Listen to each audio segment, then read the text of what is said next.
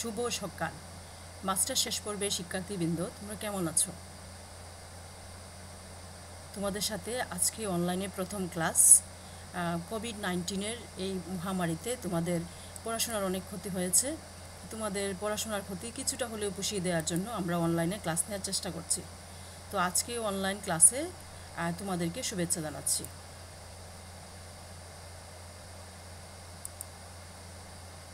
আজকের এই অনলাইন ক্লাসে তোমাদের সাথে আছি Jebin Akhtar, assistant professor, department of economics, MC college, Sylhet.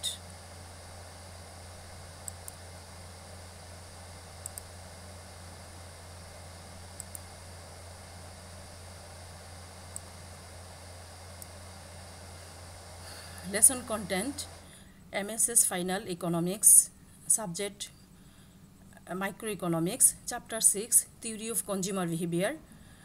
Theory of Consumer Behavior চ্যাপ্টারটি তোমাদের অনেক বড়, এর জন্য এই চ্যাপ্টারের আজকে আমরা দেখব যে ইনডিফারেন্স কার্ভ।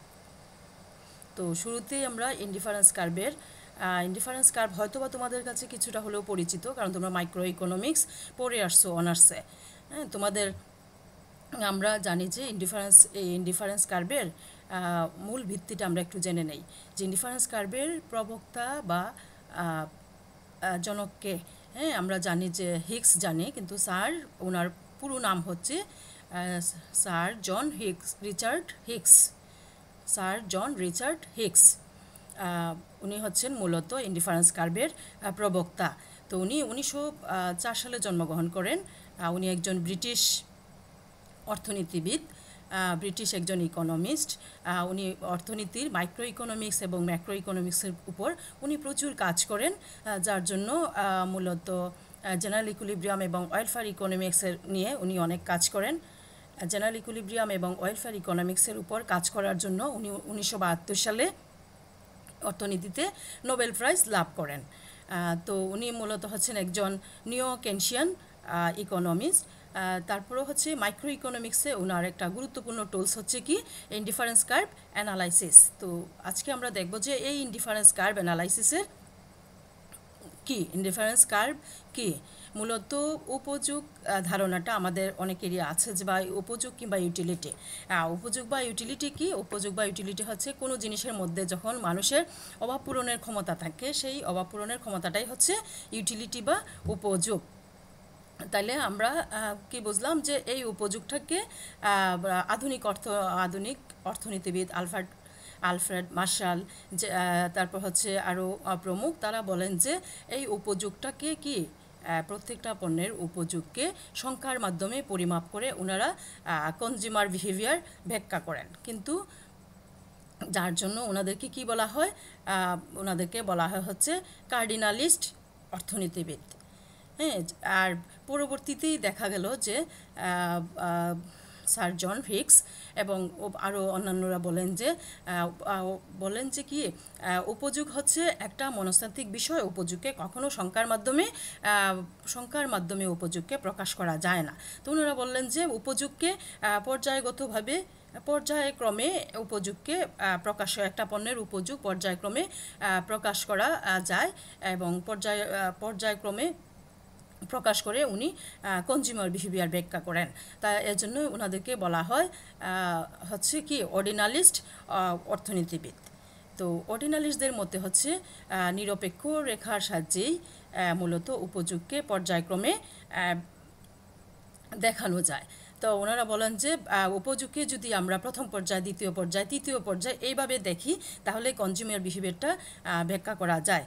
তো নিরপেক্ষ রেখা কি? এখন আমরা দেখব যে নিরপেক্ষ রেখাটা হচ্ছে মূলত কি। নিরপেক্ষ রেখা হচ্ছে এমন একটি রেখা যে রেখার বিভিন্ন বিন্দুতে দুটি পণ্যের সংমিশ্রণ থেকে একজন ভোক্তা বা কনজিউমার কি করে সমান তৃপ্তি বা সমান উপযোগ লাভ করে, যার ফলে কি হয় একজন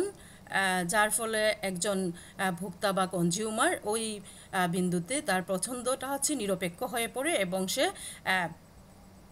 যে কোনো বিন্দুতে তার পছন্দ ক্রমটা নিরপেক্ষ থাকে, কারণ হচ্ছে দুইটা পণ্যের বিভিন্ন সংমিশ্রণ দেখায় হচ্ছে নিরপেক্ষ রেখা।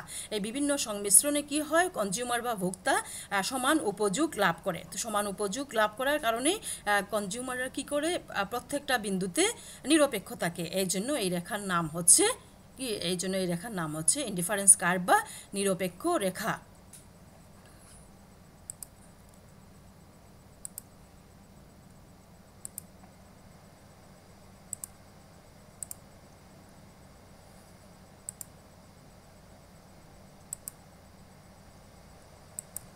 তারপরেও আমরা এই বিষয়গুলি আরেকটু ইলাবোরেটলি দেখব। যে এখানে দেখো, আজকে এই চ্যাপ্টারটা অনেক বড়, যার জন্য এই চ্যাপ্টারের বেসিক জিনিসগুলি প্রথম ক্লাস।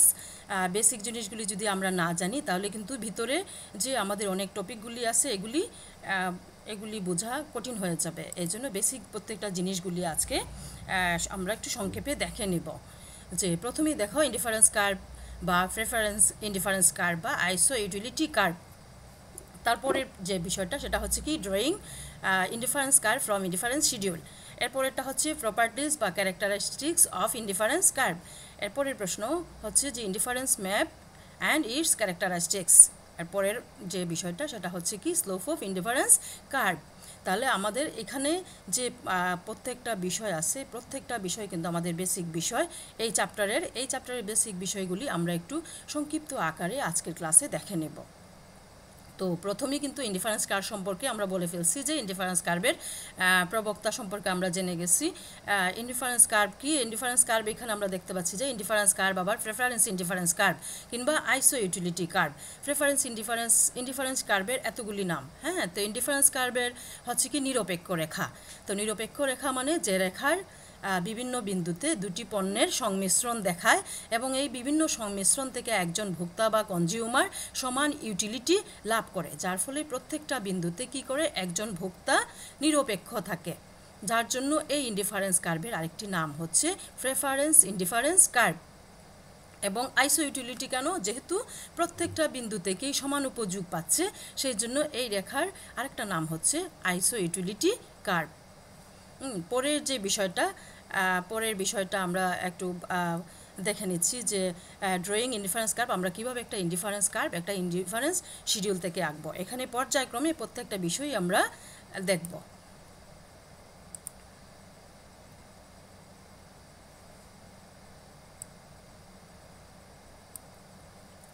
এখানে দেখো একটা শিডিউল আছে। এখানে একটা শিডিউলের মধ্যে আমরা দেখতে পাচ্ছি যে ক্রমহ্রাসমান প্রান্তিক বদলের হার। প্রথমে উপরে লেখা আছে যে ক্রমহ্রাসমান প্রান্তিক বদলের হারের সূচি। তারপরে আমরা দেখতে পাচ্ছি এক্স এবং ওয়াই, তারপর এই পাশে হচ্ছে এমআরএস। আচ্ছা, এর আগে আমরা একটু বলে নিচ্ছি যে ইনডিফারেন্স কার্ভের আমরা যখন একটা ইনডিফারেন্স কার্ভ আমরা আগে শিডিউলটা দেখে নেই, তারপর আমরা ইনডিফারেন্স কার্ভের ক্রমহ্রাসমান প্রান্তিক বদলের হার কি সেটা একটু ব্যাখ্যা করব। তারপরও আমরা একটু জেনে নেই যে ইনডিফারেন্স কার্ভ হচ্ছে কি, দুটি পণ্যের সংমিশ্রণ দেখায়। দুটি পণ্যের সংমিশ্রণে একসাথে একটা পণ্যের যখন ভোগের পরিমাণ অতিরিক্ত 1 একক বৃদ্ধি করে, তখন কি হয়, অন্য পণ্যের ভোগের পরিমাণ ছেড়ে দিতে হয়। এই ছেড়ে দেওয়ার মাত্রাটাকেই বলে প্রান্তিক বদলের হার বা মার্জিনাল রেট অফ, এই যে এমআরএস, এই মার্জিনাল রেট অফ সাবস্টিটিউশন। আচ্ছা, তাহলে আমরা এখানে একটু দেখি যে এখানে এই শিডিউলের মাঝে আমরা দেখতে পাচ্ছি যে এক্স একটা পণ্য কিন্তু এবং ওয়াই হচ্ছে আরেকটা পণ্য, কারণ নিরপেক্ষ রেখা আমরা জানি দুটি দ্রব্য বা দুটি পণ্যের সংমিশ্রণ দেখায়। তাহলে এক্স একটা পণ্য এবং ওয়াই হচ্ছে একটা পণ্য, পাশে হচ্ছে এমআরএস মানে হচ্ছে মার্জিনাল রেট অফ সাবস্টিটিউশন। তাহলে এখানে দেখো যে এক্স যদি 1 একক নেই তাহলে কি হয়, ওয়াই হচ্ছে 5 ইউনিট, 5, তারপর হচ্ছে অর্থাৎ দুটি দ্রব্যের সংমিশ্রণ থেকে একজন ভোক্তা সবসময়ই সমান তৃপ্তি লাভ করে। এক্ষেত্রে সে যদি এক্স পণ্য 1 একক নেয় তাহলে ওয়াই পণ্য হচ্ছে 5 একক। আচ্ছা, পরবর্তীতে দেখো এক্সের 1 একক বৃদ্ধি করে সেটা কি হলো, 2 একক হলো। হ্যাঁ, যখন 2 একক পণ্য এক্স সে বুক করে বা কনজিউম করে, তখন কি হয়, তাকে অন্য একটা পণ্য কিন্তু একই পরিমাণ আগের পরিমাণ নিতে পারে না, তাকে ছেড়ে দিতে হচ্ছে। হ্যাঁ, অতিরিক্ত এক্সের 1 একক বৃদ্ধির জন্য ওয়াইয়ের ভোগ করার মাত্রা তাকে ভোগ করার পরিমাণ তাকে কমাতে হচ্ছে। প্রথমে দেখো ছিল 5 একক, এখান থেকে দেখো এটা কিন্তু দুইটা পণ্যের উপযোগকে একসাথে কি বলে, ইউটিল বা ইউটিল বলে। হ্যাঁ, তাহলে দেখো এখানে ছিল এক্স যখন 1 তখন ছিল ওয়াই ছিল 5। এক্সের যখন অতিরিক্ত 1 একক বৃদ্ধি করে 2 ইউনিট হলো তখন কি হলো, তখন ওয়াই হচ্ছে 5 থেকে নেমে 3-তে চলে আসলো। তো আমরা কিন্তু আগেই বলছি যে নিরপেক্ষ রেখা যখন দুটি পণ্যের সংমিশ্রণ দেখায়, যখন একটি পণ্যের অতিরিক্ত 1 একক বৃদ্ধি করে তখন অন্য পণ্যের কি হয়, অন্য পণ্যের ভোগের পরিমাণটা কমাতে হয়। এই যে ছেড়ে দিতে, অন্য পণ্যের ভোগের পরিমাণটা কমাতে হয় কিংবা ছেড়ে দিতে হয়। এই ছেড়ে দেওয়ার যে মাত্রাটা সেটাই হচ্ছে এই এমআরএস। তাহলে দেখো এখানে এমআরএসে 1:2 লেখা আছে। তো 1:2টা কি, দেখো এক্সের 1 থেকে 2-তে আসলো, কি হচ্ছে এখানে 1 এককের পরিবর্তন। এই যে এক্স হচ্ছে 1 একক। তারপরে দেখা যায় কি, এই যে ওয়াই ছিল 5 থেকে কি আসছে 3-তে আসছে। এখানে এই দুইটার ব্যবধান কি, দেখো এই দুইটার ব্যবধান হচ্ছে 2। তাহলে এখানে মার্জিনাল রেট অফ প্রান্তিক বদলের হার কত, 1:2। পরবর্তীতে আমরা দেখি যে এক্সের ভোগের মাত্রা যদি আরও 1 একক বৃদ্ধি করা হয়, 2 থেকে 3-এ নামানো হয়, তখন 3-এ যখন বেড়ে যায়, 2 থেকে যখন 3-এ যায় তখন আরও 1 একক বৃদ্ধি করা হলো, তখন দেখা গেল যে ওয়াইয়ের ভোগের পরিমাণটা কি হলো, 3 থেকে 2-এ নেমে আসলো, কমে গেল। কিন্তু এই যে এক্সের আরও অতিরিক্ত 1 একক বাড়ানোর ফলে ওয়াইয়ের ভোগের পরিমাণটা কমে যাচ্ছে, তবে যে আমরা যে পরিমাণ কমাচ্ছি তা কিন্তু কমানোর মাত্রাটা কিন্তু আস্তে আস্তে হ্রাস পাচ্ছে। যে প্রথমে 2 একক কমে গেল, কিন্তু পরবর্তীতে দেখো 1 ইউনিট কমে গেল, অর্থাৎ এখানে 2 থেকে 3-এ যখন বৃদ্ধি করা হলো তখন দেখো এক্সের পরিবর্তন হচ্ছে 1, তখন দেখো ওয়াইয়ের পরিবর্তন কত, ওয়াইয়ের পরিবর্তন হচ্ছে 1।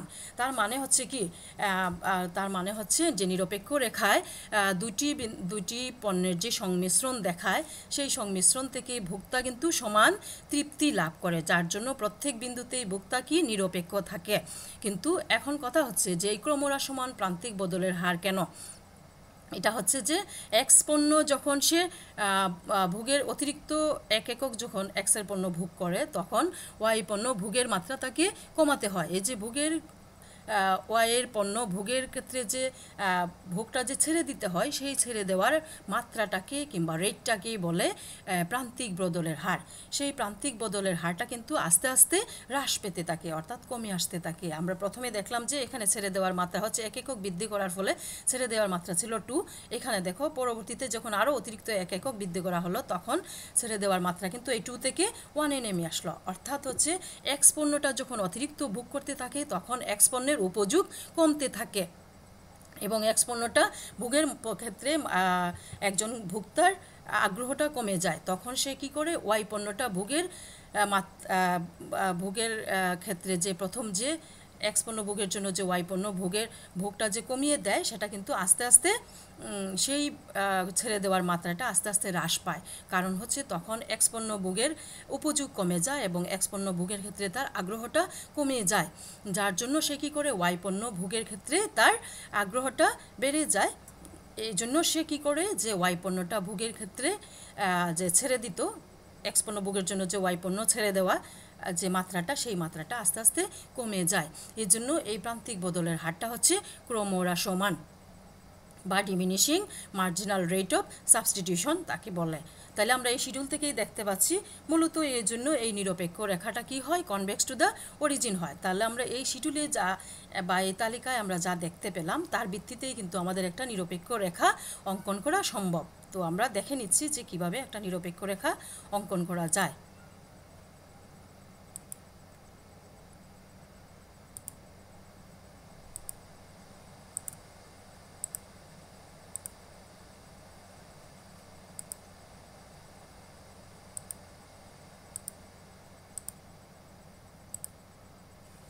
এখন দেখো যে আমি কিন্তু একটা নিরপেক্ষ রেখা এঁকে নিয়েছি।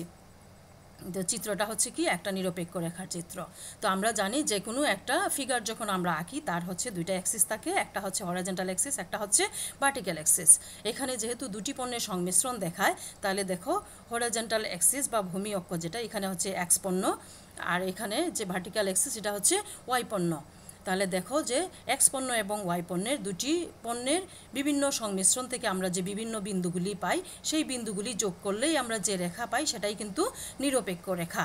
এখানে দেখো আমাদের আগের যে স্লাইডের মধ্যে যে শিডিউলটা বা তালিকাটা ছিল সেখানে কি ছিল, আমি যখন এক একক এক্সের পণ্য যখন আমি 1 একক ভোগ করি তখন ওয়াই ছিল আমার 5 একক, তখন আমার ওয়াইয়ের ক্ষেত্রে তার উপযোগটা ছিল 5 ইউটিল। এখন দেখো যখন 1 থেকে আমি 2 ইউনিটে নিলাম, অতিরিক্ত 1 একক বৃদ্ধি করলাম এক্স পণ্য ভোগের ক্ষেত্রে, তখন কি ছিল, তখন ছিল 5 থেকে নেমে আসছিল ওয়াই পণ্য ভোগের পরিমাণ 3-তে। তাহলে এই 3 এবং 2-তে যে সংমিশ্রণ, এই সংমিশ্রণকে দেখো আমরা বি বিন্দু দিয়ে এখানে প্রকাশ করে ফেলছি, এখানে বি বিন্দু দিয়ে সেটা প্রকাশ পাচ্ছে।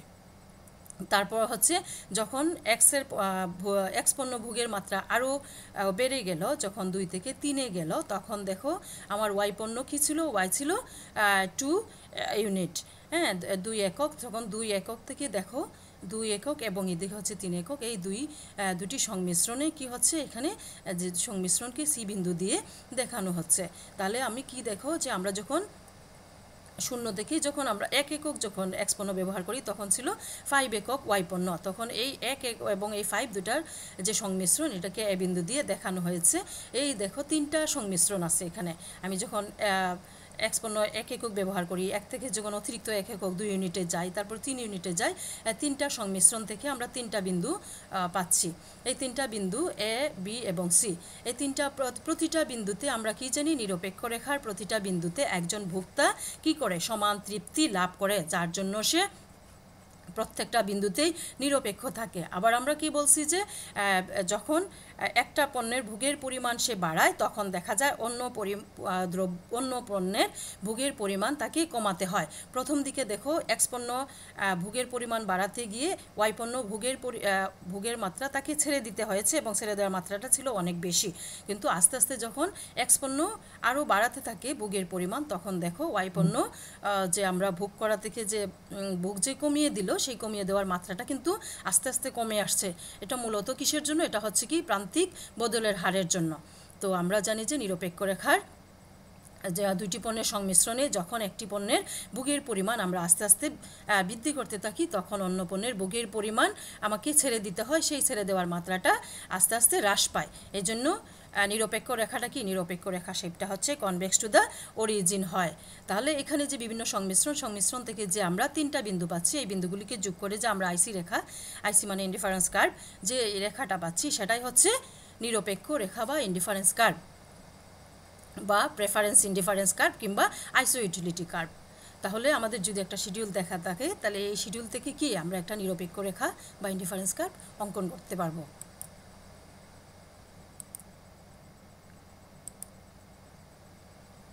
এবার আমরা দেখব যে নিরপেক্ষ রেখার অনেকগুলি ক্যারেক্টারিস্টিক্স কিংবা বৈশিষ্ট্য আছে।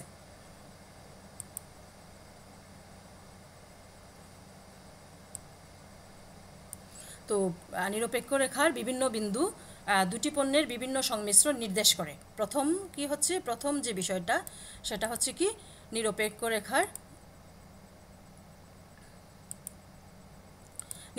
রেখার বিভিন্ন বিন্দু দুটি পণ্যের বিভিন্ন সংমিশ্রণ নির্দেশ করে, 1 নম্বর বৈশিষ্ট্য। 2 নম্বর বৈশিষ্ট্য হচ্ছে নিরপেক্ষ রেখার বিভিন্ন বিন্দু ভোক্তার নিকট সমান সন্তুষ্টি মানে হচ্ছে সমান উপযোগ প্রকাশ করে। 3 নম্বর বৈশিষ্ট্য হচ্ছে নিরপেক্ষ রেখা সচরাচর বাঁ থেকে ডানে নিম্নগামী হয়ে থাকে। তাহলে আমাদের প্রশ্ন হচ্ছে যে নিরপেক্ষ রেখাটা সবসময় কি হয়, বাঁ থেকে ডানে নিম্নগামী হয়। এবার আমরা কয়েকটা শেপের ইনডিফারেন্স কার্ভ দেখব, যে আমাদের যে ইনডিফারেন্স কার্ভের যে বৈশিষ্ট্য, যে ইনডিফারেন্স কার্ভটা শুধুমাত্র বাঁ থেকে ডানে নিম্নগামী হয়, কেন অন্যান্য শেপের হয় না।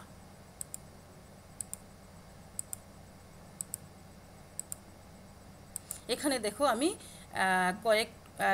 4টা ইনডিফারেন্স কার্ভ, 3টা বিভিন্ন শেপের আর একটা হচ্ছে আমাদের স্বাভাবিক নিয়মের যে ইনডিফারেন্স কার্ভ সেটা আমি এঁকে নিয়েছি।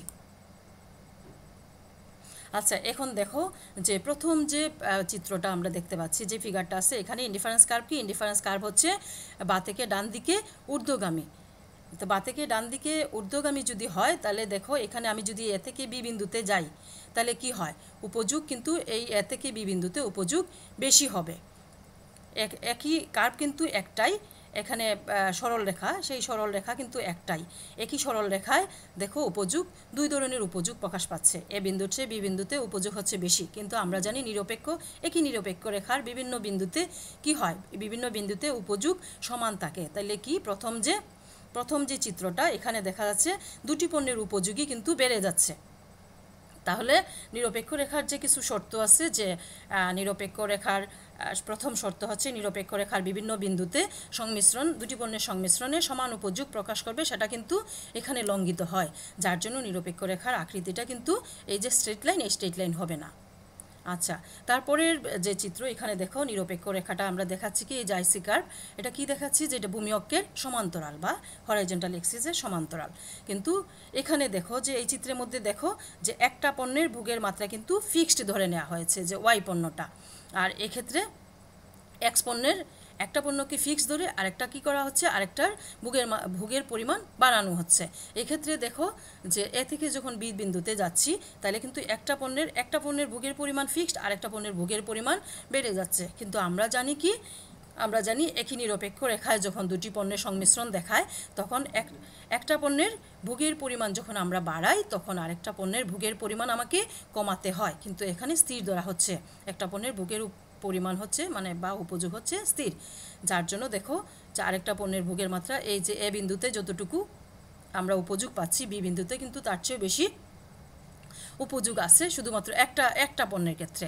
কাজেই এখানে আরেকটা পণ্য কী করা হচ্ছে, ফিক্স ধরা হচ্ছে। কিন্তু আমরা জানি নিরপেক্ষ রেখার যে অ্যাজাম্পশন আছে, সেই অ্যাজাম্পশন অনুযায়ী হচ্ছে একটা পণ্যের ভোগের পরিমাণ যখন আমরা বাড়িয়ে দিব, তখন অন্য একটা পণ্যের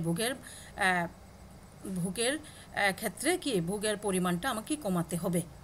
কিন্তু এখানে দেখা গেল যে আমাদের যে নিরপেক্ষ রেখার যে অ্যাজাম্পশন, সেটাও কিন্তু কার্যকর নয়, যার জন্য নিরপেক্ষ রেখা এই যে ভূমি অক্ষের সমান্তরাল সেটা হবে না। আবার এই যে 3 নম্বর চিত্র, এখানে দেখো যে নিরপেক্ষ রেখাটা হচ্ছে এই যে আইসি রেখা, এটা হচ্ছে কি আমাদের যে ভার্টিক্যাল এক্সিস বা লম্ব অক্ষ আছে, এই লম্ব অক্ষের সমান্তরাল। কিন্তু লম্ব অক্ষের সমান্তরাল যদি নেই, এক্ষেত্রে দেখো এক্স পণ্য হচ্ছে ফিক্সড এবং ওয়াই পণ্যের ভোগের পরিমাণ আমরা বাড়িয়ে দিচ্ছি। এখানে থেকে দেখো বি বিন্দুতে ওয়াই পণ্যের ভোগের পরিমাণ কিন্তু বেড়ে যাচ্ছে, অর্থাৎ যে কোনো একটা পণ্যের ভোগের পরিমাণ বেড়ে যাচ্ছে আর একটা পণ্য কি ফিক্স থাকতেছে। কিন্তু আমাদের যে নিরপেক্ষ রেখার যে অ্যাজাম্পশন, সেই অ্যাজাম্পশন অনুযায়ী কিন্তু একটা পণ্যের ভোগের পরিমাণ যখন আমরা বাড়াই, তখন অন্য একটা পণ্যের ভোগের পরিমাণ আমাকে কমাতে হবে। নতুবা নিরপেক্ষ রেখার যে শেপটা কমাতে, কিসের জন্য কমাতে হবে, যে প্রান্তিক বদলের হারের জন্য, যে সেই মার্জিনাল রেট অফ সাবস্টিটিউশনের জন্য যে নিরপেক্ষ রেখার আকৃতিটা আমাদের কি কেন্দ্রের দিকে উত্তল হয়, সেই উত্তলতার জন্যই আমাদের এরকম হয় যে নিরপেক্ষ রেখার একটা পণ্যের ভোগের পরিমাণ বাড়াতে গেলে অন্য পণ্যের ভোগের পরিমাণ আমাকে কমাতে হয়। কিন্তু এইখানেও দেখো, এই চিত্রও দেখো, এই যে আমাদের যে অ্যাজাম্পশনগুলি এগুলি কার্যকর নয়, যার জন্য নিরপেক্ষ রেখাটা লম্ব অক্ষের সমান্তরাল হবে না। তাহলে কি হবে নিরপেক্ষ রেখা, তাহলে দেখো ঘুরে ফিরে নিরপেক্ষ রেখা আমাদের সেই স্বাভাবিক নিয়মে যে নিরপেক্ষ রেখাটা কনভেক্স টু দ্য অরিজিন, সেই কনভেক্স টু দ্য অরিজিনই নিরপেক্ষ রেখার আকৃতি হবে। তাহলে আমরা কিন্তু দেখে নিলাম যে নিরপেক্ষ রেখাটা কেন কনভেক্স টু দ্য অরিজিন হয়, বা নিরপেক্ষ রেখার যে অ্যাজাম্পশনগুলি, এই অ্যাজাম্পশন অনুযায়ী বাকি যে চিত্রগুলি আছে এই অ্যাজাম্পশনগুলি ফলো করে কিনা। কিন্তু এই বাকি 3টা চিত্রের মধ্যেই দেখা গেল যে নিরপেক্ষ রেখার ক্ষেত্রে যে আমাদের অর্থনীতিবিদরা যে অ্যাসাম্পশনগুলি ধরে নিয়েছেন, যে সেই অ্যাসাম্পশনগুলি কিন্তু কার্যকর নয়, যার জন্য নিরপেক্ষ রেখা এই বাকি 3 চিত্রের মতো আকৃতি কখনোই হবে না। নিরপেক্ষ রেখা শেপটা হবে আমাদের যে 4 নম্বর ফিগার আছে, যে 4 নম্বর ফিগারে যে আছে যে নিরপেক্ষ রেখা হচ্ছে কেন্দ্রের দিকে উত্তল।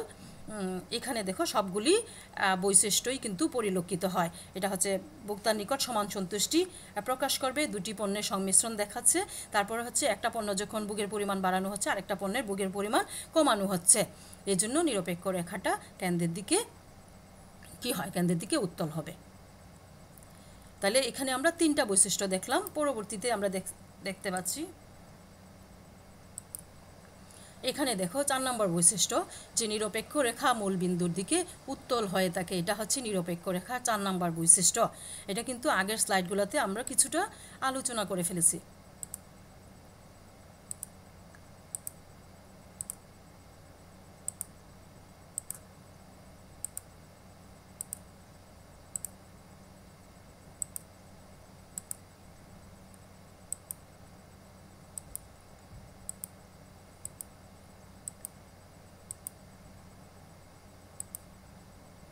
এখন দেখো যে নিরপেক্ষ রেখা মূল বিন্দুর দিকে উত্তল হয়ে থাকে, 4 নম্বর বৈশিষ্ট্য। তো 4 নম্বর বৈশিষ্ট্য 4 নম্বর বৈশিষ্ট্যটা আমরা প্রমাণ করার জন্য দেখো আরও দুইটা পাশাপাশি আরও দুইটা চিত্র আমি এঁকে নিয়েছি। একটা হচ্ছে নিরপেক্ষ, এখানে দেখাচ্ছে একটা নিরপেক্ষ রেখা, বা থেকে কিন্তু ডান দিকেই নিম্নগামী তবে স্ট্রেট লাইন। আর এখানে দেখো এখানে হচ্ছে কি বা থেকে ডান দিকে নিম্নগামী, কিন্তু এটা হচ্ছে কি কনকেভ টু দ্য অরিজিন, অর্থাৎ কেন্দ্রের দিকে, এটা কি মূলবিন্দুর দিকে, এটা হচ্ছে অবতল। আর এই যে 3 নম্বর চিত্রটা সেটা দেখো আমার স্বাভাবিক নিরপেক্ষ রেখা। আমরা বিভিন্ন যে নিরপেক্ষ রেখার যে বিভিন্ন অ্যাজাম্পশনগুলি আছে সেই অ্যাজাম্পশনগুলি এটার মধ্যে কার্যকর হয়। আচ্ছা, তাহলে নিরপেক্ষ রেখা শেপটা এই কনভেক্স টু দ্য অরিজিন হয় কেন? কনভেক্স টু দ্য অরিজিন হয় আর কেন এই ধরনের শেপ হয় না, তাহলে আমরা একটু দেখে নিচ্ছি। দেখো প্রথম চিত্রে কি আছে, প্রথম চিত্রে এখানে এক্স পণ্য ওয়াই পণ্য দুটি পণ্যের সংমিশ্রণে এই যে নিরপেক্ষ রেখাটা, এটা হচ্ছে বাঁ থেকে ডান দিকে নিম্নগামী একটা স্ট্রেট লাইন, হ্যাঁ সরল রেখা। তাহলে দেখো সরল রেখার বিভিন্ন বিন্দুতে কি হবে, যখন আমরা বিভিন্ন বিন্দুগুলি যদি একটার পণ্যের উপযোগ যদি বাড়াই তাহলে অন্য পণ্যের উপযোগও কিন্তু কমানো হচ্ছে, কিন্তু প্রত্যেক ক্ষেত্রে যে ভোক্তা আর যে উপযোগটা সেই উপযোগটা কিন্তু ভোক্তা কি এখানে দেখা যাবে যে উপযোগটা হচ্ছে স্থির থাকবে প্রত্যেক ক্ষেত্রে, কিন্তু আমরা জানি ভোক্তার যে উপযোগটা এটা হচ্ছে ক্রমহ্রাসমান হবে। কিন্তু এই যে প্রথম চিত্র যেটা, সেই প্রথম চিত্রে দেখা যাবে যে ভোক্তার যে উপযোগ সেই উপযোগটা স্থির থাকবে। তারপরে দেখো দ্বিতীয় চিত্রে হচ্ছে এটা হচ্ছে কি এখানে দেখো যে চিত্রটা হচ্ছে মূলবিন্দু, অর্থাৎ আমাদের যে 0 থেকে শুরু হয় বা 0 থেকে যে আমাদের কেন্দ্রবিন্দু, সেই মূলবিন্দু থেকে দেখো এই চিত্র যদি এখানে আমরা দেখি যে প্রত্যেকটা বিন্দু নিতে থাকি তাহলে দেখা যাবে দুটি পণ্যের ক্ষেত্রে উপযোগের মাত্রা বাড়তে থাকবে। আমরা যদি এক্স পণ্যের উপযোগ বাড়াই তাহলে ওয়াই পণ্যের উপযোগও কিন্তু কমবে, কিন্তু সেই যে মাত্রায় কমার কথা সেটা সেই মাত্রায় কমবে না, বরং দেখা যাবে যে এখানে দুটি পণ্যের উপযোগই বৃদ্ধি পাচ্ছে, অর্থাৎ এই ক্ষেত্রে দেখা যাবে যে উপযোগ ক্রমবর্ধমান। কিন্তু প্রথম চিত্রে কী ছিল, উপযোগ ছিল স্থির, আর দ্বিতীয় চিত্রে হচ্ছে কি উপযোগটা হচ্ছে ক্রমবর্ধমান। কিন্তু আমরা জানি যে নিরপেক্ষ রেখার উপযোগ কী হবে, নিরপেক্ষ রেখার ক্ষেত্রে উপযোগটা হবে বা প্রান্তিক বদলের হারটা হবে কি ক্রমহ্রাসমান। কিন্তু এই দুইটি চিত্রে একটার ক্ষেত্রে দেখা যাবে স্থির থাকবে, আর একটা হচ্ছে কি 2 নম্বর চিত্রের ক্ষেত্রে এটা ক্রমবর্ধমান থাকবে। কিন্তু নিরপেক্ষ রেখার যে অ্যাজাম্পশনগুলি আছে সেই অ্যাজাম্পশন অনুযায়ী নিরপেক্ষ রেখার প্রান্তিক বদলের হারটা ক্রমহ্রাসমান হবে। সেই ক্রমহ্রাসমানের জন্যই নিরপেক্ষ রেখা মূলত এই যে মূলবিন্দুর দিকে উত্তল হয়ে থাকে। আর এখানে উপযোগ স্থির এবং উপযোগ ক্রমবর্ধমান, এই জন্য দেখা গেল রেখাগুলি এরকম একটা স্ট্রেট লাইন আর একটা হচ্ছে কনকেভ টু দ্য অরিজিন। কিন্তু এই ধরনের আকৃতি নিরপেক্ষ রেখা হবে না। তাহলে নিরপেক্ষ রেখা কোন ধরনের হবে, নিরপেক্ষ রেখাটা হবে কনভেক্স টু দ্য অরিজিন। নিরপেক্ষ রেখায় দুটি পণ্যের সংমিশ্রণ থেকে ভোক্তার সমান সন্তুষ্টি লাভ করবে এবং উপযোগ যে প্রান্তিক একটা পণ্য ভোগের জন্য অন্য পণ্যের যে ভোগের পরিমাণটা ছেড়ে দিতে হয় সেই ছেড়ে দেওয়ার মাত্রাটা আস্তে আস্তে হ্রাস পেতে থাকবে, সেজন্য এটা ক্রমহ্রাসমান প্রান্তিক বদলের হার হবে এটা। আর এই জন্য নিরপেক্ষ রেখাটা মূলত কনভেক্স টু দ্য বা মূলবিন্দুর দিকে উত্তল হয়ে থাকে।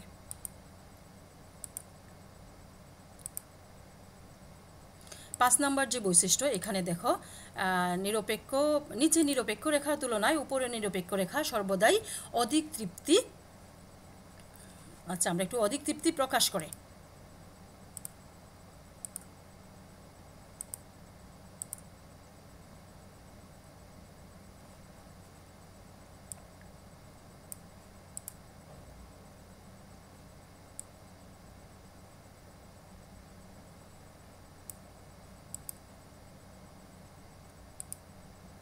এখানে দেখো যে 5 নম্বর নিরপেক্ষ রেখার 5 নম্বর বৈশিষ্ট্য, যে নিরপেক্ষ রেখার 5 নম্বর বৈশিষ্ট্যটা কি, নিরপেক্ষ রেখার 5 নম্বর বৈশিষ্ট্যটা হচ্ছে যে নিচের নিরপেক্ষ রেখার তুলনায় উপরের নিরপেক্ষ রেখা সর্বদাই অধিক তৃপ্তি বা উপযোগ প্রকাশ করে।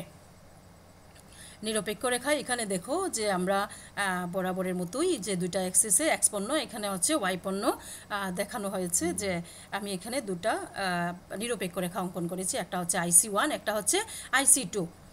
IC1 হচ্ছে প্রথম নিরপেক্ষ রেখা, IC2 হচ্ছে দ্বিতীয় নিরপেক্ষ রেখা। এখন দেখো যে আমরা 5 নম্বর বৈশিষ্ট্যটা কি জানি, 5 নম্বর বৈশিষ্ট্যটা জানি যে নিচের নিরপেক্ষ রেখার তুলনায় উপরের নিরপেক্ষ রেখার সর্বদাই কি করে উপযোগ বেশি প্রকাশ করে, অর্থাৎ হচ্ছে higher indifference curve higher indifference curve indicates higher utility. তাহলে দেখো আমরা যে আমাদের যদি প্রথমে আমরা IC1 যে প্রথম যে নিরপেক্ষ রেখা নেই, তাহলে এখানে দেখা যায় এ বিন্দু, সেই এ বিন্দুতে দেখো এক্স পণ্য যতটুকু আছে। এখন এই দেখো এই IC1 থেকে যদি আমরা IC2 নিরপেক্ষ রেখায় যাই, তাহলে এই এ বিন্দু আমার এক্স পণ্য কিন্তু ফিক্সড আছে, কিন্তু ওয়াই পণ্য দেখো এই বি বিন্দু দ্বারা মানে বেড়ে যাচ্ছে। অর্থাৎ একটা নিচের নিরপেক্ষ রেখা থেকে যদি আমরা উপরের নিরপেক্ষ রেখায় যাই, তাহলে যে কোনো একটা পণ্যের ভোগের পরিমাণ কিন্তু বেড়ে যাচ্ছে, অর্থাৎ যে কোনো একটা পণ্যের উপযোগ আমরা বেশি পাচ্ছি। তাহলে ভোক্তা কী করবে? একজন রেশনাল কী করবে? একজন ভোক্তার মধ্যে রেশনালিটি থাকবে। সে কি করবে? সে সর্বদাই যেটাতে উপযোগ বেশি সে কিন্তু সেটাই গ্রহণ করে। তা আমরা কি করব? দেখো যখন এ বিন্দুতে যদি আমরা নিচে নিরপেক্ষ রেখায় থাকি, তাহলে আমার এক্স পণ্য হচ্ছে এতটুকু, ওয়াই পণ্য হচ্ছে এতটুকু। এবং যখন আমি IC2 নিরপেক্ষ রেখায় যাব, তখন দেখো বি বিন্দুতে আমার এক্স পণ্য কিন্তু আগের মতোই আছে, কিন্তু ওয়াই পণ্যটা হচ্ছে বেশি। তাহলে আমি যেটাতে বেশি উপযোগ পাবো আমি কিন্তু সেই বিন্দুতেই যাব, আমি কিন্তু বি বিন্দুতেই যাব। তারপরে দেখো এই এ বিন্দুর সেই ডি বিন্দুতে কিন্তু উপযোগ বেশি, আবার এ বিন্দু থেকে দেখো এই সি বিন্দুতে কিন্তু উপযোগ আরও বেশি। কাজে দেখা যাচ্ছে যে নিচের নিরপেক্ষ রেখার চেয়ে এই যে উপরে নিরপেক্ষ রেখায় সবসময় তৃপ্তি, যে কোনো একটা পণ্যের তৃপ্তি অবশ্যই বেশি দেখাবে। যে তাহলে কি আমরা চিত্রের মধ্যে এই 5 নম্বর বৈশিষ্ট্যটা দেখতে পেলাম, যেখানে কিন্তু উপযোগের পার্থক্য থাকে, যে নিচের নিরপেক্ষ রেখার তুলনায় উপরে নিরপেক্ষ রেখার যে বিন্দুতেই আমরা যাই না কেন, সেই বিন্দুতেই কি হচ্ছে? যে কোনো একটা পণ্যের উপযোগ বেড়ে যাচ্ছে। কাজে আমরা একজন রেশনাল কনজিউমার হিসাবে আমরা কি করব? আমরা আমাদের মধ্যে রেশনালিটির জন্যই আমরা আমাদের কী করবে? আমরা উপরের বিন্দুগুলোতে যাব। তাহলে একজন ভোক্তা কি সবসময় সে সামঞ্জস্যপূর্ণ কিংবা একদম যুক্তিসঙ্গত আচরণই একজন ভোক্তা করবে, কারণ একজন ভোক্তার যে পণ্যের উপযোগ বেশি সেই পণ্যটাই সে পছন্দ করবে। কাজেই দেখা যাচ্ছে যে নিচের নিরপেক্ষ রেখার চেয়ে উপরের নিরপেক্ষ রেখায় উপযোগ কী হয়? উপযোগ বেশি থাকার কারণে আমরা উপরের নিরপেক্ষ রেখাটাই প্রেফার করি বেশি। সেজন্য দেখো 5 নম্বর বৈশিষ্ট্যটা আমাদের এই চিত্র থেকেও কিন্তু প্রমাণিত হয়।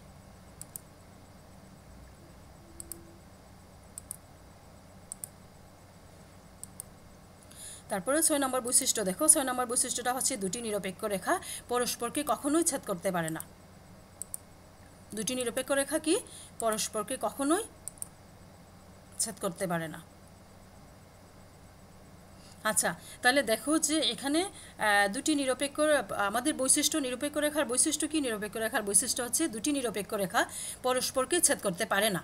আমাদের বৈশিষ্ট্য হচ্ছে এটা নিরপেক্ষ রেখার। কিন্তু আমার এখানে পাশে যে একটা চিত্র আমি এঁকে নিলাম, দেখো এখানে আমি দুটি নিরপেক্ষ রেখাকে ছেদ করে এটা আমি দেখাইয়ে আমি প্রমাণ করতে হবে আমাকে কেন দুইটি নিরপেক্ষ রেখা পরস্পরকে ছেদ করে না। তাহলে দেখো যে আমার প্রথম নিরপেক্ষ রেখা হচ্ছে IC1 আর দ্বিতীয় নিরপেক্ষ রেখা হচ্ছে কি IC2। আমি এখানে দেখলাম যে এ বিন্দুতে দুটি নিরপেক্ষ রেখা পরস্পরকে ছেদ করে। তাহলে দেখো দুটি নিরপেক্ষ রেখা পরস্পরকে এ বিন্দুতে ছেদ করার কারণে কি হলো? এ বিন্দুতে ছেদ করার ফলে তাদের মধ্যে কি সামঞ্জস্য, নিরপেক্ষ রেখার যে বিভিন্ন বৈশিষ্ট্যগুলি ছিল বা এর আগের যে আমরা 5 নম্বর বৈশিষ্ট্য দেখে আসলাম, যে উপরে নিরপেক্ষ রেখা নিচে নিরপেক্ষ রেখার চেয়ে বেশি উপযোগ প্রকাশ করে বা বেশি তৃপ্তি বা সন্তুষ্টি প্রকাশ করে। কিন্তু এখানে দেখো দুটি নিরপেক্ষ রেখা যদি পরস্পরকে ছেদ করে, তাহলে কিন্তু এই যে এ বিন্দুতেই ছেদ করার ফলে এ বিন্দুতে দুইটা নিরপেক্ষ রেখার উপযোগ কিন্তু সমান হয়ে যাচ্ছে। তাহলে প্রথমেই কিন্তু 5 নম্বর যে বৈশিষ্ট্য সেটাকে লঙ্ঘন হয়ে গেছে এই এ বিন্দুতে। এখন দেখো যদি দুটি নিরপেক্ষ রেখা পরস্পরকে এ বিন্দুতে ছেদ করে তাহলে কি হবে? এখানে লজিক দ্বারায় কি দেখো, আমরা জানি একই নিরপেক্ষ রেখার বিভিন্ন বিন্দু সমান উপযোগ থাকে। তাহলে দেখো যদি আমি এ এবং সি দুটি কিন্তু এই IC1 নিরপেক্ষ রেখায় দুটি বিন্দু অবস্থিত, তাহলে দেখো এ বিন্দুতে যে উপযোগ এবং সি বিন্দুতে সমান উপযোগী দেখাচ্ছে। তাহলে কি হয়? তাহলে আমার হবে কি এ সমান সি হবে। এখানে আমি যদি বলি যে এ এবং সি বিন্দু হচ্ছে আমার IC1 নিরপেক্ষ রেখায়, তাহলে কি হবে? তাহলে এ সমান সমান সি আমরা লিখব। আবার দেখো যে দুটি রেখা পরস্পরকে এ বিন্দুতে ছেদ করার ফলে কি হয়? এ বিন্দুতে দুটি রেখার উপযোগ সমান। তাহলে আমি তাহলে আমি কি বলতে পারি? যে এখানে এ সমান সমান সি, আবার এ সমান সমান আমি বি বলতে পারি। তাহলে লজিক কি দাঁড়ায়? যে এ সমান যদি সি হয় এবং এ সমান যদি সি হয় এবং এ সমান যদি বি হয়, তাহলে আমার কি বি সমান সি হতে হবে। কিন্তু এখানে বি সমান সি হবে না। যদি আমি কোনো দুটি রেখাকে পরস্পর ছেদ করি বা আমরা যে চিত্রটা দেখাচ্ছি যে যদি এ ধরনের হয় তাহলে এখানে কি হবে, তাহলে এখানে সামঞ্জস্য থাকতেছে না। যে সামঞ্জস্য হচ্ছে যে এ সমান সি কিংবা এ সমান বি, অতএব কি হবে, বি সমান সি হবে। কিন্তু এখানে এ সমান সি, এ সমান বি, অতএব বি সমান সি হবে না, কারণ এখানে বি গ্রেটার দেন সি। কারণ আমরা জানি যে উপরে নিরপেক্ষ রেখায় উপযোগ, যে কোনো একটা পণ্যের উপযোগ কিন্তু বেশি হবে। আর এখানে দেখো এই বি বিন্দুটা কিন্তু উপরে নিরপেক্ষ রেখায়, এখানে বি উপরে নিরপেক্ষ রেখায় থাকার কারণেই এই বি বিন্দুতে যে কোনো একটা পণ্যের উপযোগ বেশি, যার জন্য দেখা যাচ্ছে এই বি সমান সমান সি হবে না। হ্যাঁ, এখানে বি গ্রেটার দেন সি। কাজেই আমরা যদি দুটি নিরপেক্ষকে ছেদ করাই তাহলে কি হবে, এখানে যে বিভিন্ন সামঞ্জস্য থাকবে নিরপেক্ষ রেখার বৈশিষ্ট্যের ক্ষেত্রে সেই সামঞ্জস্যগুলি আর থাকে না, বা রৈখিক যে বিভিন্ন যুক্তি থাকে সেই বা গাণিতিকভাবে যে যুক্তিগুলো থাকে সেই গাণিতিক যুক্তিগুলিও এখানে সামঞ্জস্যপূর্ণ নয়। কাজেই এই দুটি রেখা কখনোই পরস্পরকে ছেদ করবে না। তাহলে কি হবে, দুটি নিরপেক্ষ রেখা পরস্পরকে ছেদ করতে পারে না, সেটা আমরা এই চিত্রের মাধ্যমেও দেখলাম। ছেদ করলে কি হবে, ছেদ করলে আমাদের নিরপেক্ষ রেখার যে বিভিন্ন বৈশিষ্ট্যগুলি আছে সেই বৈশিষ্ট্যগুলি এখানে কার্যকর হবে না, বা যে অ্যাসাম্পশনগুলি আছে এখানে পরিলক্ষিত হবে না, যার জন্য দুটি নিরপেক্ষ রেখা কখনোই পরস্পরকে ছেদ করবে না। পরে দেখো যে পরে আমরা এখন সংক্ষিপ্ত একটু দেখে নিব যে নিরপেক্ষ মানচিত্র এবং তার বৈশিষ্ট্যগুলো কী কী। নিরপেক্ষ মানচিত্র আবার কি, বা নিরপেক্ষ ইনডিফারেন্স ম্যাপ কি। তাহলে ইনডিফারেন্স ম্যাপ দেখো, যখন ইনডিফারেন্স কার্ভ আমরা যেভাবে আঁকি সেভাবেই কিন্তু আমরা পরপর অনেকগুলি ইনডিফারেন্স কার্ভ একটা চিত্রের মধ্যে একটা দুটি পণ্যের সংমিশ্রণের নিয়েই আমরা দেখো অনেকগুলি ইনডিফারেন্স কার্ভ এখানে এঁকে নিলাম। দুটি পণ্যের সংমিশ্রণ থেকে দেখো প্রথমে IC1, তারপর হচ্ছে IC2, তারপরে কি IC3, তিনটা নিরপেক্ষ রেখা আমি অঙ্কন করে নিয়েছি। তো এখানে দেখো দুটি নিরপেক্ষ রেখার প্রথম IC1 যেটা আমরা জানি নিরপেক্ষ রেখা যত ডানে যাবে হ্যাঁ ততই কি উপযোগ বেশি প্রকাশ পাবে। তাহলে কি যখন পাশাপাশি একই চিত্রের মধ্যে একই দুটি পণ্যের সংমিশ্রণ নিয়ে যখন পাশাপাশি অনেকগুলি নিরপেক্ষ রেখা অঙ্কন করা হয় তখন তাকে কি বলে, তখন তাকে বলে নিরপেক্ষ মানচিত্র। সেই নিরপেক্ষ মানচিত্রের কিছু বৈশিষ্ট্য আছে। নিরপেক্ষ মানচিত্রের প্রত্যেকটা নিরপেক্ষ রেখায় দুটি পণ্যের সংমিশ্রণ দেখায়, দুটি পণ্যের সংমিশ্রণ থেকে কি ভোক্তা সমান উপযোগ পায়। তারপরে দেখা যাচ্ছে উপরের যে আবার কি দুটি পণ্যের মধ্যে যখন একটি পণ্যের ভোগের পরিমাণ আমরা বাড়াই অন্য পণ্যের ভোগের পরিমাণ কি হয় আমাকে ছেড়ে দিতে হচ্ছে, সেই ছেড়ে দেওয়ার মাত্রাটাও কিন্তু আস্তে আস্তে হ্রাস পাচ্ছে, যার জন্য এই নিরপেক্ষ যে মানচিত্রের প্রত্যেকটি রেখা কিন্তু বাঁ থেকে ডান দিকে নিম্নগামী, আবার কিন্তু কেন্দ্রের দিকে উত্তল, মানে নিরপেক্ষ রেখার যতগুলি বৈশিষ্ট্য সবগুলি নিরপেক্ষ মানচিত্রের মধ্যেই পরিলক্ষিত হয় এখানে দেখা যাবে। তারপর দেখা যাচ্ছে কি IC1-এর চেয়ে কিন্তু IC2-তে উপযোগ বেশি, তারপর হচ্ছে IC2-র চেয়ে কিন্তু IC3-তে উপযোগ আরও বেশি। আমরা জানি যে নিরপেক্ষ রেখা যত বেশি উপরের দিকে যাবে অর্থাৎ higher indifference curve indicates higher utility, তাহলে এই নিরপেক্ষ মানচিত্রের মধ্যেও সেই বৈশিষ্ট্যগুলি পরিলক্ষিত হচ্ছে। এখানে IC3 গ্রেটার দেন হবে IC2, তারপর কি IC2 গ্রেটার দেন হবে IC1। তাইলে আমরা নিরপেক্ষ মানচিত্র কি বুঝলাম, যে নিরপেক্ষ মানচিত্র হচ্ছে দুটি পণ্যের সংমিশ্রণে একই চিত্রের মধ্যে যখন পাশাপাশি অনেকগুলি নিরপেক্ষ রেখা আমরা অঙ্কন করি তখন সেই নিরপেক্ষ রেখাগুলিকে বলে নিরপেক্ষ মানচিত্র, এবং সে তার মধ্যে নিরপেক্ষ রেখার যতগুলি বৈশিষ্ট্য সবগুলি বৈশিষ্ট্য এখানে পরিলক্ষিত হচ্ছে।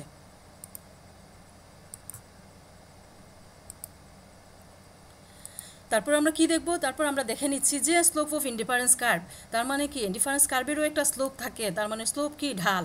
তো ঢাল মানে কি, ঢাল মানে আমরা জানি লম্ব বাই ভূমি, অর্থাৎ দুটি পণ্য যদি আমার কাছে থাকে X একটা পণ্য এবং Y একটা পণ্য, তাহলে X পণ্যের পরিবর্তনের ফলে Y পণ্যের যে পরিবর্তন হয় X পণ্যের পরিবর্তনের ফলে Y পণ্যের যে পরিবর্তন হয় সেই পরিবর্তনের কি অনুপাতকেই বলে স্লোপ বা ঢাল। তাহলে আমার নিরপেক্ষ রেখাটা কি, নিরপেক্ষ একটা ইনডিফারেন্স কার্ভ, এটা নিরপেক্ষ রেখাটা হচ্ছে বক্রাকৃতি, মানে এটা কিন্তু স্ট্রেট লাইন না। যদি নিরপেক্ষ রেখা এখানে হচ্ছে কি নিরপেক্ষ রেখাটা হচ্ছে বক্র আকারে আছে, সেই জন্য নিরপেক্ষ রেখার যখন আমাদেরকে বলবে যে নিরপেক্ষ রেখার স্লোপ বের করো তখন আমাদের কি করতে হবে, একটা ট্যানজেন্ট এঁকে নিতে হবে। সেই ট্যানজেন্ট বা স্পর্শক সেই ট্যানজেন্ট বা স্পর্শকটা এখানে দেখো নিরপেক্ষ রেখাকে বি বিন্দুতে ছেদ করে, সেই বি বিন্দু নিয়ে আমরা যদি লম্ব বাই ভূমি দেখো যোগ করি তাহলে কি হচ্ছে এখানে AC বাই BC হবে, অর্থাৎ নিরপেক্ষ রেখার ঢাল সমান কি? ঢাল সমান হচ্ছে লম্ব বাই ভূমি। তাইলে সেই লম্ব বাই ভূমি কিন্তু পাওয়ার জন্যই নিরপেক্ষ রেখাটা যেহেতু স্ট্রেট লাইন নেই, বক্র আকারে আছে, আমরা জানি বক্ররেখার কি ঢাল নির্ণয় করতে গেলে তখন একটা টেনজেন্ট নিতে হয়, যে টেনজেন্টটা বক্ররেখাকে যে বিন্দুতে ছেদ করি সেই বিন্দু বরাবর যদি আমরা যোগ করে নিই, দেখো এসি এবং আবার এদিকে হচ্ছে বি থেকে বিসি, তাইলে আমরা দেখাতে পারবো যে এক্সের পরিবর্তনের ফলে ওয়াইয়ের কতটুকু পরিবর্তন হয়। হ্যাঁ, তাহলে আমরা দেখো যে এখানে বি বিন্দুতে টেনজেন্টটা IC1কে মানে আমার নিরপেক্ষ রেখাকে ছেদ করে সেই বি বিন্দু বরাবর আমি আমরা যদি একটা ত্রিভুজ আকৃতি নেই, দেখো এখানে AC বি একটা ত্রিভুজ, এখানে দেখো যেখানে বিসি বা সিবি, এই সিবি পরিমাণ যে এক্স পণ্য আমরা ভোগ করলাম, সেই সিবি পরিমাণ এক্স পণ্য ভোগের জন্য দেখো এসি পরিমাণ আমাকে ওয়াই পণ্য কি ওয়াই পণ্যের পরিবর্তন হচ্ছে। এখানে এই এক্স পণ্যের ভোগের মাত্রা বাড়ানোর জন্য এই ওয়াই পণ্যের ভোগের মাত্রা আমাকে ভোগ করা থেকে আমাকে বিরত থাকতে হচ্ছে। সেই বিরত টাকাটা কি আমরা কি দেখো আমাকে যে ওয়াইয়ের পরিবর্তন, এটাকে আমি ডেল ওয়াই দ্বারা প্রকাশ করা যাচ্ছে এখানে, আর এখানে হচ্ছে ডেল এক্স, অর্থাৎ এক্সের পরিবর্তন হচ্ছে বিসি পরিমাণ আর ওয়াইয়ের পরিবর্তন হচ্ছে এসি পরিমাণ। তাইলে আমরা জানি কি ঢাল সমান হচ্ছে লম্ব বাই ভূমি, তাই দেখো লম্বতে কি আছে এসি আমরা লিখতে পারি, অথবা এসির পরিবর্তনকে কি লিখতে পারি ডেল ওয়াই লিখতে পারি। আবার হচ্ছে কি এখানে হচ্ছে সিবি বা বিসি, এই বিসির পরিবর্তে আমরা কি লিখতে পারি যে ডেল এক্স। তাইলে কি লম্ব বাই ঢাল সমান হচ্ছে কি এখানে del Y by del X, যেটা হচ্ছে নিরপেক্ষ রেখার ঢাল। তাইলে আমাদের যদি একটা নিরপেক্ষ রেখা থাকে, সেখানে আমরা কি করতে পারবো, নিরপেক্ষ রেখার ঢালটাও নির্ণয় করতে পারবো। নিরপেক্ষ রেখার ঢাল হচ্ছে কি এক্স পণ্যের পরিবর্তনের ফলে, অর্থাৎ এখানে দুটি পণ্যের সংমিশ্রণ দেখাচ্ছে, এক্স একটা পণ্য ওয়াই একটা পণ্য, সেই এক্স পণ্যের পরিবর্তনের ফলে ওয়াই পণ্যের কতটুকু পরিবর্তন হচ্ছে, সেই পরিবর্তনের অনুপাতটাই হচ্ছে কোনো ইনডিফারেন্স কার্ভের স্লোপ। সেই ইনডিফারেন্স কার্ভের স্লোপটাকে আমরা কি বলি, মার্জিনাল রেট অফ সাবস্টিটিউশন। আমরা কিন্তু জানি যে এটা হচ্ছে মার্জিনাল রেট অফ সাবস্টিটিউশন, এই ঢালটাকে বলে এমআরএস। আর এই এমআরএসটা আমরা জানি কি ক্রমহ্রাসমান। কেন ক্রমহ্রাসমান? যখন আমরা এক্স পণ্য ভোগ করতে থাকি তখন কি হয়, এক্স পণ্যের ভোগের যখন অতিরিক্ত একক করে যখন আমরা এক্স পণ্যটা ভোগের পরিমাণ বাড়াই, তখন আমার এক্স পণ্য ভোগের ক্ষেত্রে কি হয়, আমার উপযোগটা আস্তে আস্তে হ্রাস পেতে থাকে, আমি এক্স পণ্যের প্রতি একজন ভোক্তার আগ্রহ কমে যায়। তখন সে কী করে, প্রথমে যে এক্স পণ্য ভোগের জন্য ওয়াই পণ্য যতটুকু ছেড়ে দেয়, আস্তে আস্তে কিন্তু সেই ছেড়ে দেওয়ার মাত্রাটা হ্রাস পেতে থাকে, কারণ তখন এক্স পণ্যের ভোগের ক্ষেত্রে উপযোগ কমে যায়, আগ্রহ ভোক্তার কমে যায় এবং ওয়াই পণ্যের প্রতি উপযোগ বেড়ে যায়, এবং সে ওয়াই পণ্যের প্রতি একজন ভোক্তার বা কনজিউমারের কি হয়, কনজিউমারের আগ্রহটা বেড়ে যায়। সেই জন্য সে প্রথম দিকে যে মাত্রায় ছেড়ে দেয় ওয়াই পণ্য এক্স পণ্য ভোগের জন্য, এবং শেষে কিন্তু সেই মাত্রায় আর ছাড়ে না, সেই ছেড়ে দেওয়ার মাত্রাটা আস্তে আস্তে হ্রাস পায়। সেই হ্রাস পাওয়ার জন্যই নিরপেক্ষ রেখাটা কনভেক্স টু দ্য অরিজিন হয়। তাহলে আমরা এখানে নিরপেক্ষ রেখার যে ঢাল আছে সেই ঢালটাও দেখতে পেলাম। সেই নিরপেক্ষ রেখার ঢালটাই হচ্ছে Mrs, marginal rate of substitution. তো আজকের ক্লাস এখানেই শেষ। তোমরা ভিডিওটি মনোযোগ সহকারে দেখবে, ভিডিওটি মনোযোগ সহকারে দেখে অন্যান্য বিষয়গুলো একটু বাসায় পড়াশোনা করবে।